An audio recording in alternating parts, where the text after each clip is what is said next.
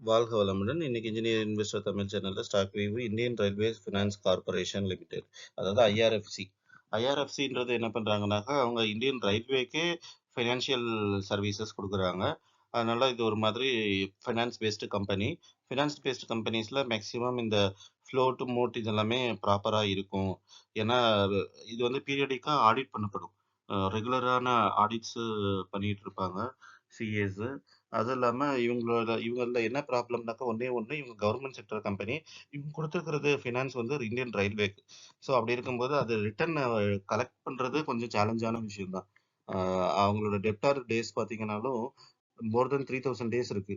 So 2, 3 வருஷம் 4, 5 வருஷம் ஆகும் போல இருக்கு குடுத்த கடனை திரும்ப கலெக்ட் பண்றதுல. மத்தபடி கேரண்டீட் தான். ஏன்னா திரும்ப வந்துரும். ஏன்னா இது கவர்மெண்ட் செக்டர்ல இருக்கிற கம்பெனி. டே ஸ்கை பார்த்தீங்கன்னாக்கா 105.99, அதாவது 106ல இருக்கு. லோ பார்த்தீங்கன்னா 104ல இருக்கு. 52 வீக் ஹை பார்த்தீங்கன்னா 148லையும், 52 வீக் லோ வந்து 104லையும் இருக்கு. ஸோ இப்போ வந்து 52 வீக் லோ கிட்ட இது ட்ரேட் ஆயிட்டு இருக்கு. அதனால எடுத்துட்டு வந்திருக்கேன். இப்போ ஆல் டைம் ஹை பார்த்தீங்கன்னா 229ல இருக்கு. பிஇ பார்த்தீங்கன்னா பிரைஸ் டு ஏர்னிங் 19.51லையும், பிரைஸ் டு புக் பார்த்தீங்கன்னாக்கா 2.44லையும் இருக்கு. செக்டார் பிஇ பார்த்தீங்கன்னா 10.63ல இருக்கு. ஸ்ட்ரென்த்ஸ் பார்த்தீங்கன்னாக்கா ஆர்ஓசி, அதாவது ரிட்டர்ன் ஆன் கேபிட்டல் ஈக்விட்டி, இது வந்து generate profit, capital to generate profit, இது வந்து நல்லாவே இருக்குன்னு சொல்லியிருக்காங்க. வீக்னஸ் பார்த்தீங்கன்னாக்கா 52 வீக் லோ கிட்ட இருக்கிறது வீக்னஸ் சொல்லியிருக்காங்க. Number of FIDI institutions holding stock increase. Opportunities பார்த்தீங்கன்னாக்கா எஃப்ஐஐஸ் வந்து அவங்களோட ஹோல்டிங் இன்க்ரீஸ் பண்ணிட்டு இருக்காங்க. அது ஒரு ஆப்பர்ச்சுனிட்டியா பார்க்குறாங்க. த்ரெட்ஸ் பார்த்தீங்கன்னா பிலோ 200 டேஸ் மூவிங் ஆவரேஜில் இது ட்ரேட் ஆகிட்டு இருக்கு. ப்ரைஸ் சார்ட் பார்த்தீங்கன்னாக்கா உங்களுக்கே தெரியும். இப்போ நான் ஆகஸ்ட்ல இருந்து எடுத்துட்டு வந்திருக்கேன். ஆகஸ்ட் 2024ல இருந்து 2026 இப்போ இப்போ மார்ச் ஸ்டார்ட் ஆக போகுது. அதாவது பிப்ரவரி எண்ட்ல இருக்கும். ஸோ பிப்ரவரி எண்ட்லயே இப்போ பார்த்தீங்கன்னாக்கா பிரைஸ் 104. இந்த 104ன்றது இதுக்கு முன்னாடி மோர் தென் 1 இயருக்கு முன்னாடி இருந்த லோ. ஓகேங்களா? ஸோ இப்போ நல்ல ஒரு கரெக்ஷன் கொடுத்துருக்கு ஸ்டாக்கு. அதனால என்னோட ரேடார்ல பட்டது சரின்னு எடுத்துட்டு வந்திருக்கேன் இன்னைக்கு டிஸ்கஷனுக்கு. அனலிஸ்ட் ரேட்டிங் பார்த்தீங்கன்னாக்கா என்ன ப்ராப்ளம் தெரியல. ஒரே ஒரு அனலிஸ்ட் தான் கொடுத்துருக்காங்க. அவங்களும் 100% செல்லு கொடுத்துருக்காங்க. ஸோ எதனால என்ன ப்ராப்ளம்ன்ட்டு எக்ஸாக்டா எனக்கு தெரியல.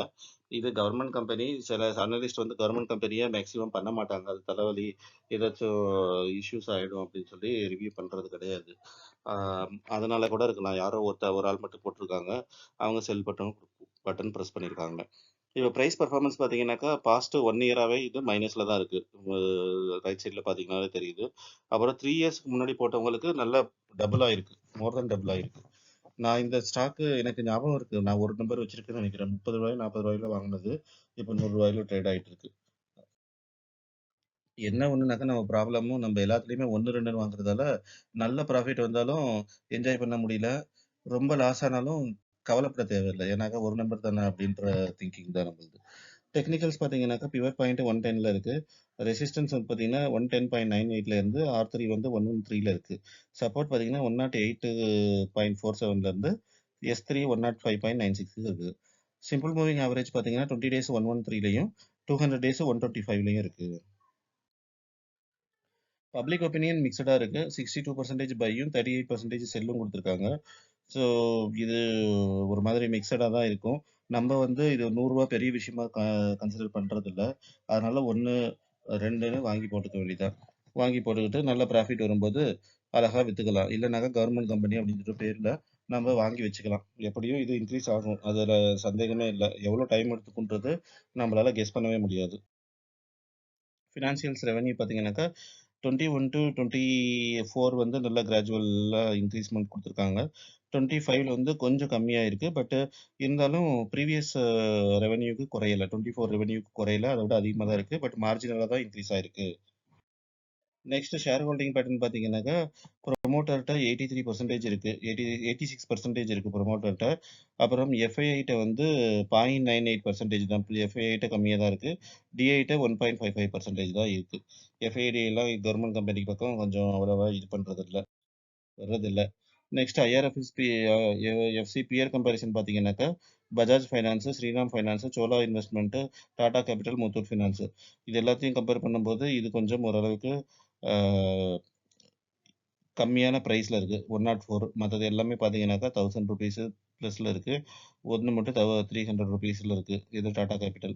டாடா கேபிட்டல் கூட ஒர்த்து தான். பட் என்னன்னாக்கா அதில கொஞ்சம் பிரைஸ் டூ புக் வந்து அதிகமா இருக்கு. 4.66 டைம்ஸ் இருக்கு. வ ஐஆர்எஃப்சி 2.44 தான் இருக்கு. பிரைஸ் டூ புக் கொஞ்சம் அட்ராக்டிவா இருக்கிறதால கன்சிடர் பண்ணலாம். நெக்ஸ்ட்டு கன்க்ளூஷன் பார்த்தீங்கன்னா, fundamentally moderate strong. Government sector company has high debtor days of 3827 days. இந்த டெப்டார் டேஸ்னா என்னன்னாக்கா, குடுத்த கடன கலெக்ட் பண்ற டைம் பீரியடு. ஸோ இது வந்து ரொம்ப ரொம்ப அதிகமா இருக்கு இந்த டைம் பீரியடு. பட் கேரண்டியா வந்துரும். அதுல ஒண்ணும் பிரச்சனை இல்ல.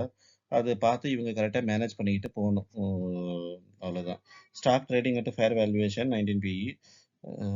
அப்புறம் can consider small quantities for medium term. Medium டேர்ம்ன்றது மீடியம் டேர்மா இருக்கலாம். இல்லைன்னா லாங் டேர்மாவும் இருக்கலாம்.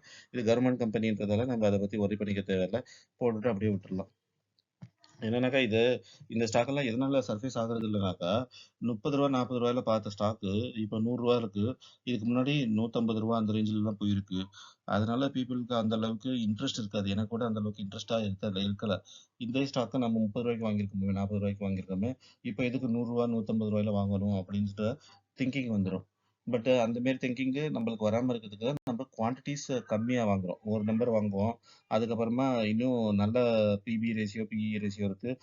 ஒர்த்து அப்படின்னு கன்சிடர் பண்ணாக்கா இன்னொரு நம்பர் வாங்குவோம். அந்த மாதிரி அடிஷனலா ஸ்லோவா பில்ட் பண்ணிட்டே போலாம் நம்ம. Okay. That's all. Thank you.